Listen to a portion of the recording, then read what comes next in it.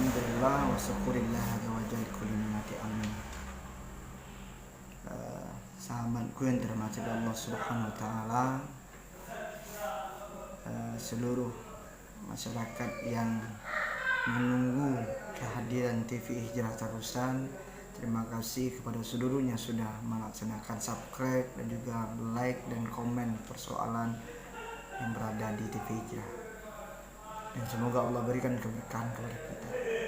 Bahwasanya seluruh kita ini cinta dengan Rasulullah SAW, dan kita berharap bahwasanya Rasulullah SAW bisa mencintai kita, bisa menyayangi kita. Dan semoga di antara kita hari ini mendapatkan keberkahan dari Allah Subhanahu wa taala, mendapatkan kemudahan.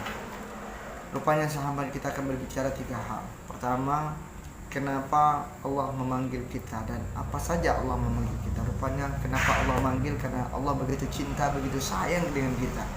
Allah begitu sayang, begitu cinta sehingga Allah panggil kita. Apa saja panggilan Allah? Ada 3 personal panggilan Allah. Panggilan Allah lewat azan. Kenapa Allah panggil lewat azan? Rupanya Allah pengen kita itu dekat dengan Allah. Allah tuh pengen kita itu bercerita dengan Allah, berbagi dengan Allah. La yukallifullahu nafsan illa us'aha laha ma kasabat wa 'alaiha maktasabat. Sesungguhnya Allah tidak menguji suatu hambanya, tidak akan memberikan ujian atau cobaan kepada hambanya kecuali hamba itu mampu. Dengan cara apa? Curhat. Kebanyakan kita tidak mau curhat. Kadang-kadang Allah sudah manggil kita, Allah panggil kita lewat azan, Allahu akbar, Allahu akbar. Allah panggil, tapi kita tidak ada yang mau datang, tidak ada yang mau hadir dekat Allah. Yang kedua, Allah panggil kita lewat haji dan umroh. Dia mampu, bagi yang sanggup, bagi ada niat, ayo berangkat umroh. Kenapa demikian? Karena berangkat umroh, berangkat haji itu mendapatkan ampunan dari Allah Subhanahu wa taala. Karena kita punya dosa. Kullu bani Adam qatilun kullu qatilun tawwaban. Setiap anak Adam itu punya dosa, banyak sekali dosanya. Begitu banyak dosa, maka kita minta ampun kepada Allah. Agar apa? Agar Allah berikan kita itu keberkahan, Allah berikan keberkahan dan Allah bukakan pintu taubat kepada kita, dan sehingga kita masuk surga. Dan semoga dengan hal demikian kita bisa menjadikan diri kita lebih dekat dengan Allah Subhanahu wa taala.